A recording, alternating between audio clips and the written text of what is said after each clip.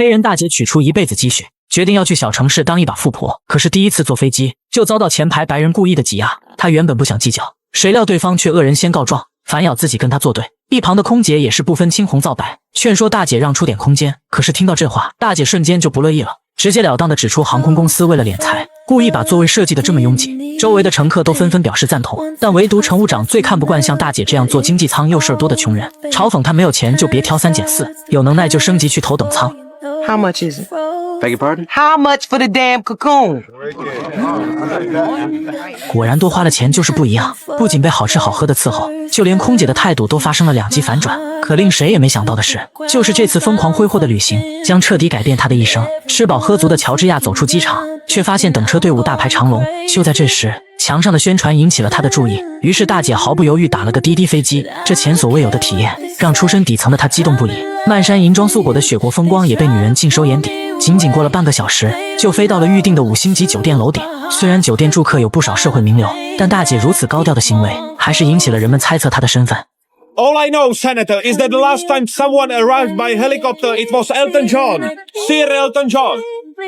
可刚一进大厅，女人瞬间就傻眼了。放眼望去，不是阿拉伯的石油大亨，就是各界社会精英，甚至还看到自己打工的集团董事长带着小秘书一起度假游玩，而唯独自己一人只不过是个普普通通的厨具销售员。虽然业绩做得遥遥领先，但是10年来薪水始终没有上涨过。面对老板画的大饼，也从来不敢奢求会被兑现，每月就领着固定的工资，费尽心思的用各种优惠券省钱，只为了攒钱完成自己计划的愿望清单。可不幸的是，医生查出他患有绝症，为了以防误判，又进行了2次检查，甚至还请来专家诊断，可最终结果还是一模一样。专家告知女人，她只剩不到3周的生命。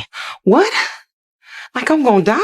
然而更大的坏消息是，对于这个病医保也无法使用，意味着乔治亚要独自承担几百万的高额治疗费用。突如其来的噩耗犹如晴天霹雳，让勤俭节约半辈子的乔治亚彻底崩溃。可曾经列在愿望簿上的梦想，一个也没有实现。最喜欢的旅游地没有去过，最爱的美食也没有品尝，就连结婚照都是手动 PS 的。于是大姐毅然决然炒掉压榨她的老板，决定给自己一个最后的假期。由于打飞的缘故，乔治亚提早了2小时抵达了酒店。前台小妹表示，她订的房间还没收拾出来，而现在的空房间只剩下总统套房，房费1晚高达4000美金。 Did you see me play? 他接受了体贴至微的服务，也学着有钱人的样子给小费。可是刚一出手，就把门童给吓坏了。不知大姐是何方神圣，出手竟如此阔绰。门童最终也只敢收下1张钞票，将其余的全都还了回去。随后乔治亚缓缓走到窗边，看着外面美丽的景色，他不禁开始感慨，自己前半生都过的什么日子啊！临死前才知道享受生活，于是他便开始疯狂体验酒店里的各种富人专属的奇特护理项目，不但用上电击棒护肤驱皱，还拿出比头更大的鹅卵石热敷，甚至还有树枝抽打按摩。虽然不是很理解这种做法，但还是硬着头皮体验了一遍。在尽情畅想了所有项目之后，又萌生出要改变外形的念头。于是乔治亚走进一家高档的女装店，让店员给她搭配一套实心的造型。高档的衣服就是与众不同，即便是平凡无奇的女人，也能瞬间被赋予雍容华贵，或是仿若国际超模走秀般的非凡气质。众多的款式让乔治亚挑花了眼，最后还是在满地的华服中挑选了一件稍显低调的红礼服，来到酒店餐厅就餐。出于对美食的热爱，他毫不犹豫地把菜全点了一遍，而且没有对主厨的菜品提任何自己的特殊要求。相比之下，一旁的妇人们却显得格外的挑剔，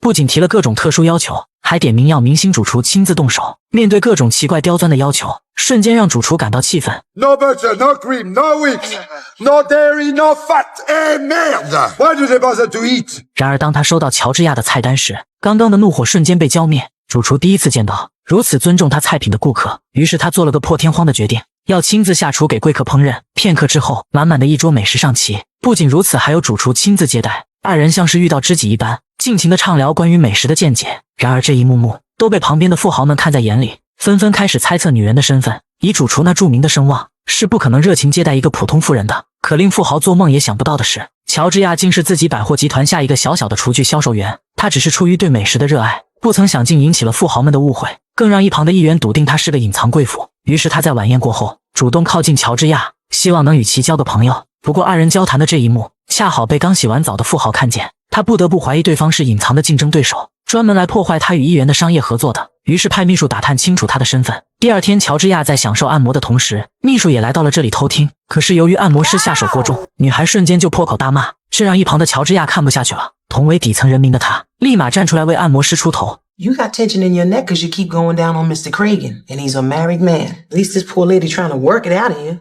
Don't take it out on Brigitte. 秘书被大姐怼得哑口无言，心里也产生了不小的愧疚。于是女孩主动找到乔治亚谈心，说自己也是被逼无奈，她没有过人的本领，只能靠美貌换取资源。不过她相信富豪会离婚娶她。乔治亚劝她别傻了，对于富豪而言，她的美貌不值一提，随时都可以换个情人，何必在一个利用你的人身上纠缠？ You just need to leave him. If I leave him, I'll have to quit my job. Well, then you go back to school.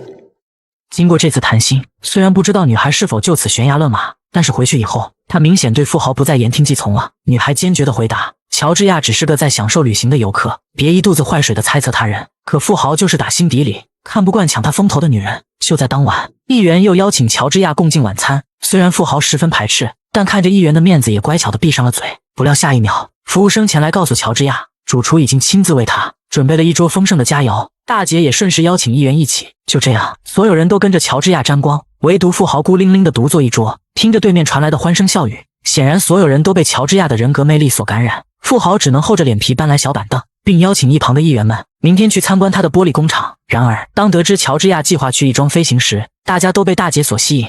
Well, I hear it's a completely liberating experience. That is a great idea. Let's do Better than it. some glass factory. 被抢了风头的富豪自然不乐意，连忙向他发起挑战，势必要稳固自己的地位。可是隔天二人身临其境时，都被吓得不敢动弹。不过乔治亚如今已看淡生死，在教练发出一声指令后，便毅然决然地一跃而下。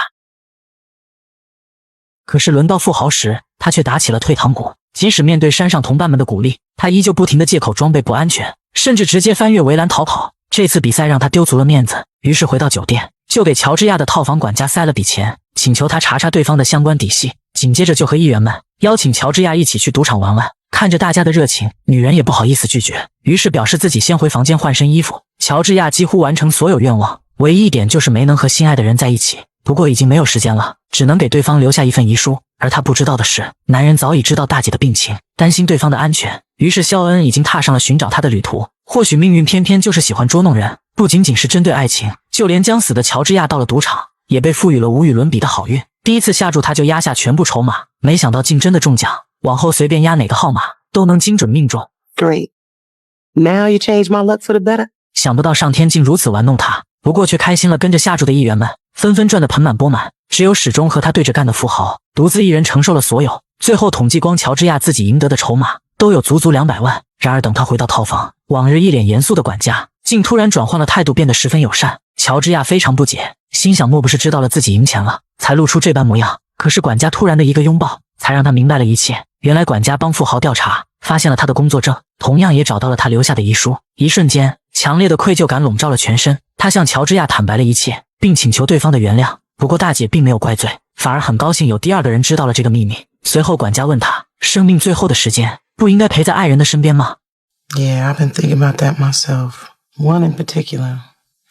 It's time I go home and find him. 第二天，乔治亚坐上了返程的车，可是半路遇上雪崩封路，看来又是命运的安排，上天扼杀了他与肖恩见面的希望。可乔治亚不知道的是，就在积雪的后面，那个男人也面临着同样的难题。由于这场雪崩，还有更多的人被困在酒店，后厨因此忙成了一锅粥。想不到乔治亚竟主动过来帮忙，看见女人这么开心的烹饪，主厨却一脸的惆怅，说他非常欣赏乔治亚乐观的态度。大姐瞬间意识到了，管家将他的事告诉了主厨。 I'm so sorry. Let's not say anything, all right? Let's just cook. The onions, they make me cry. 随后主厨也被乔治亚的态度感染，二人尽情地享受做菜的过程。很快丰盛的跨年晚宴就准备就绪，主厨当着所有来宾感谢了乔治亚做出的贡献。随后他回去换了身礼服，坦然地接受了这一切。即使见不到肖恩也知足了，又有谁的人生没有遗憾呢？然而他刚回到宴会上，富豪又站了起来。原来他还是通过公司查到了女人的身份，于是当着众议员的面揭穿乔治亚假装贵妇骗人，背地里只是一个3万年薪的厨具销售。不过乔治亚却非常坦然地站起，承认自己就是富豪的一个小雇员。一旁的主厨还试图阻止他继续，可却被富豪打断，坚持要他解释清楚。而乔治亚也终于有机会当众说出憋在心里的秘密。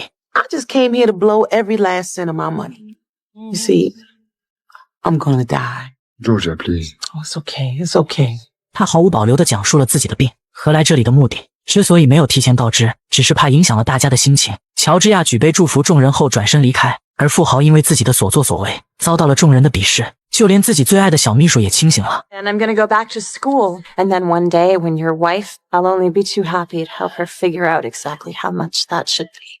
女孩最终也决定弃他而去。就在这一刻，富豪后知后觉地意识到自己干的不是人事，竟对一个将死之人做出了如此卑劣的事。于是没脸活下去的他，爬上了酒店的顶楼，独自在天台上喝着闷酒。乔治亚也闻讯赶来，战战兢兢地来到富豪身边坐下。他劝说对方有钱有时间，又有什么想不开的？自己作为一个将死之人，只会感慨时间不够用，如今带着遗憾走又多么的可惜。 What were you gonna do? I was gonna open me up a little restaurant. And of course, a husband. 聊到这里，富豪寻短见的念头彻底烟消云散，转头又八卦起她的男朋友是谁。可乔治亚表示对方也是他的员工，如今都快死了，还没向肖恩告白过。就在这时，广场上传来一声肖恩的呼唤，大姐还以为自己病情恶化，开始幻听了。不过在富豪的提醒下，她终于发现了楼下的男人。 Sean, what are you doing here? Wait, I'm coming! 原来那场雪崩并没有让他放弃寻找乔治亚，即便在司机的劝阻下，肖恩还是毅然决然地徒步翻越雪山。乔治亚不停追问他为何出现在这里。此时的肖恩说出了内心真实的想法。 Georgia Bird, I want to be with you, whether it's for 5 minutes here on this ledge or 50 years. 面对心爱之人的表白，乔治亚高兴地和富豪窃窃私语，可下一秒又想起自己所剩不多的生命，于是开始抱怨起上天的不公。就在这时，管家也从窗口钻了出来，他带来一个好消息，医生发来了传真，告诉乔治亚并没有患上绝症，原来是医院的仪器故障，不管是谁都会检查出同样的病。